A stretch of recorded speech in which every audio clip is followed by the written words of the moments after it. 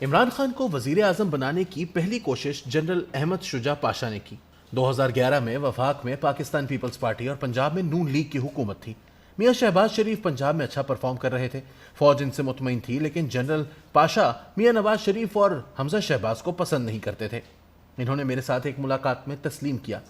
میں کبھی نواز شریف سے نہیں ملا، مجھے شہباز شریف نے 2-3 مرتبہ ملاقات کے لیے زور دیا، لیکن میں نے معذرت کر لی۔ ان کا دعویٰ تھا حمزہ شہباز اس زمانے میں دن دگنا اور رات چوگنا امیر ہو رہے تھے اور ہمارے پاس ان کی کرپشن کی باقاعدہ رپورٹس تھیں۔ دوسری طرف پیپلز پارٹی وفاق کو نہیں سنبھال پا رہی تھی۔ 98ویں ترمیم نے فیڈرل کو کمزور کر دیا تھا، فوج اسے اپنے خلاف سازش سمجھتی تھی۔ لوڈ شیڈنگ اور دہشت گردی بھی عروج پر تھی، روزانہ خودکش دھماکہ ہوتا تھا اور یہ 10-20 جانیں لے جاتا تھا۔ ان حالات میں جنرل پاشا نے ایک دن army chief general Ashfaq Parvez Kayani سے کہا، ہم سب سے ملتے ہیں لیکن ہم کبھی عمران خان سے نہیں ملے، میرا خیال ہے ہمیں اسے بھی ملنا چاہیے۔ یوں جنرل کیانی کی اجازت سے جنرل پاشا کی عمران خان سے زمان پارک میں پہلی ملاقات ہوئی۔ یہ ملاقات اچھی نہیں رہی تھی۔ دوسری ملاقات بنی گالہ میں ہوئی اور اس کے بعد عمران خان کی سیاسی پرورش شروع ہو گئی۔ فوج نے انہیں 3 کوارڈینیٹرز دے دیے۔ ان کوارڈینیٹرز میں سے 2 آج بھی عمران خان کے ساتھ ہیں۔ فوج کی سپورٹ سے عمران خان کے جلسوں میں جان آ گئی اور ان کی کوریج شروع ہو گئی، اور یوں عمران خان کا پروفائل سپورٹس مین اور کینسر ہسپتال سے سیاستدان میں تبدیل ہونے لگا۔ جنرل پاشا کے بعد جنرل ظہیر الاسلام عباسی DGI بنے۔ ان کی درخواست پر ملک کے ایک بڑے بزنس ٹائکون نے 2013 کے الیکشن سے قبل عمران خان کو 1.5 ارب روپے دیے۔ میاں نواز شریف اس وقت دبئی میں تھے۔ بزنس ٹائکون رقم دینے کے بعد دبئی گیا اور میاں صاحب کو بتا دیا، میں نے یہ رقم کس کی ہدایت پر کس کے ذریعے عمران خان کو دی تھی۔ میں نے 2016 میں تصدیق کے لیے حسین نواز سے رابطہ کیا تو انہوں نے نہ صرف تصدیق کی بلکہ یہ بھی بتایا کہ یہ بات میرے سامنے ہوئی تھی۔ بہرحال قصہ مختصر، 2013 کے الیکشن ہوئے اور عمران خان نے قومی اسمبلی میں 27 سیٹیں حاصل کی۔ یہ بڑا جمپ تھا، مگر عمران خان خود کو وزیر اعظم سمجھ رہے تھے، چنانچہ نتائج نے انہیں حیران کر دیا۔ قصہ مزید مختصر، نومبر 2013 میں general Raheel Sharif army chief بن گئے۔ یہ نواز شریف کے فین تھے، لیکن جنرل عباسی اور ان کی ٹیم شریف برادران کو برداشت کرنے کے لیے تیار نہیں تھی۔ اس دوران مزید 3 واقعات ہو گئے جن کی وجہ سے فوج اور نواز شریف کی دوریاں بڑھ گئیں۔ نواز شریف نے CPEC شروع کرا دیا، امریکہ اس پروجیکٹ سے خوش نہیں تھا۔ دوسرا، نواز شریف نے افغانستان میں اشرف غنی سے ڈائیلاگ شروع کر دیے، اور تیسرا، یہ بھارت کے ساتھ بھی گفتگو کرنے لگے۔ یہ ایشوز فوج کے کور ایشوز تھے، چنانچہ یہ نواز شریف سے ناراض ہو گئی۔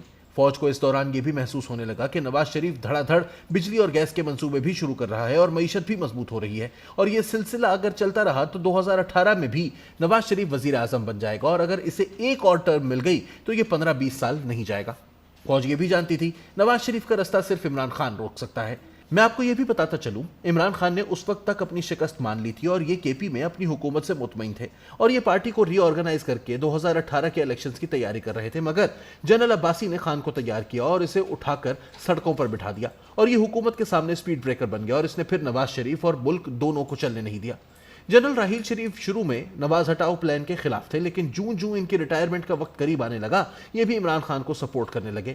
اس سپورٹ کا واحد مقصد ایکسٹینشن تھی، اور ایکسٹینشن کے لیے ڈان لیگز کو بھی ایشو بنایا گیا اور پیناما اسکینڈل کو بھی استعمال کیا گیا، مگر ان تمام اسکینڈلز اور دباؤ کے باوجود نواز شریف نے راحیل شریف کو ایکسٹینشن نہیں دی۔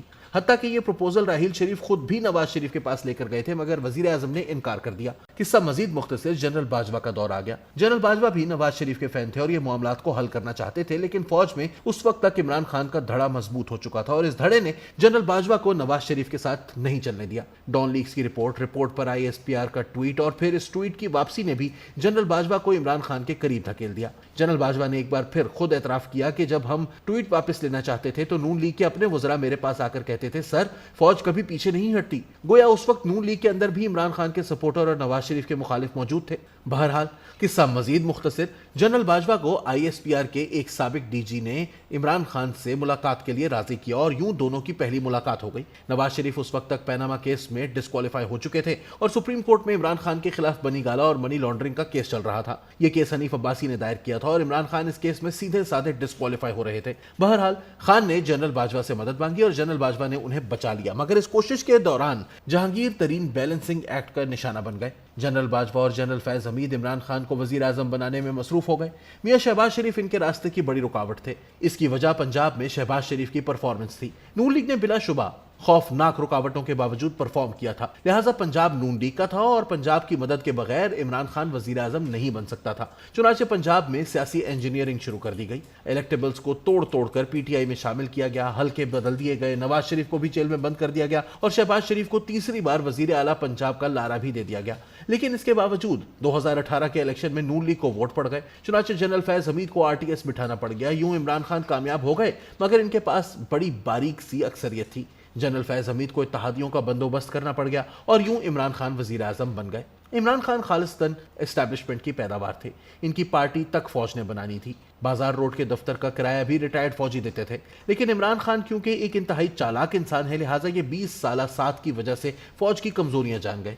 ये समझ गए थे नवाज शरीफ और जरदारी फौज पर एतबार के लिए तैयार नहीं है और फौज भी अब इनकी तरफ नहीं जाएगी। दोनों के दरमियान ट्रस्ट डेफिसिट है। चुनाचे अब फौज के पास मेरे अलावा कोई ऑप्शन नहीं। दूसरा, फौज कभी अपने अवाम के सामने खड़ी नहीं होगी। इसने 1971 में बांग्लादेश में अपने अवाम से लड़कर देख लिया है। ये अब कभी 1971 की गलती नहीं दोहराएगी। तीसरा, फौज अपने इमेज के बारे में बहुत हसास है। ये लोग अपनी जान कुर्बान कर देते हैं मगर अपने इमेज पर आंच नहीं आने देते। चौथा, फौज ने जनरल पाशा के जमाने से मुझे जूनियर ऑफिसर्स में कौम का सेवियर बना रखा है। चनाचे फौज का 90% हिस्सा मेरी पूजा करता है। पांचवा, मुल्क की 63% आबादी नौजवानों पर मुश्तमिल है और सोशल मीडिया इनकी खुराक है। नौजवान मुल्क की तारीख से भी वाकिफ नहीं है, चुनाचे आप इन्हें जिस साइड पर चाहें ले जाएं। और छठा, मुल्क की 52% आबादी खवातीन पर मुश्तमिल है और मैं 80 साल की नानी दादी से लेकर 14 साल की पोती नवासी तक इनका हीरो हूं और ये खवातीन और ये नौजवान मेरी असल ताकत हैं। लिहाजा इमरान खान ने वजीर आजम बनने के बाद हुकूमत के तमाम काम फौज के मत्थे मारे और खुद खवातीन और नौजवानों को अपनी फौज बनाने लगा।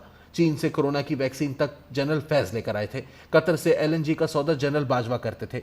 मुल्क को एफएटीएफ की ग्रे लिस्ट से निकालना भी फौज की जिम्मेदारी थी। सऊदी अरब और यूएई से रकम भी जनरल बाजवा मांगकर लाते थे। बिजनेसमैनों को तसल्ली भी आर्मी चीफ देते थे। आईएमएफ से कर्जा भी आर्मी लेती थी। इत्तेहादियों और पार्टी के नाराज अरकान को भी फौज राजी करती थी और कौमी असेंबली से बिल और बजट भी फौज पास कराती थी। जबकि इमरान खान की सारी तवज्जो अपनी कोर पावर, नौजवान, खवातीन और मीडिया पर थी।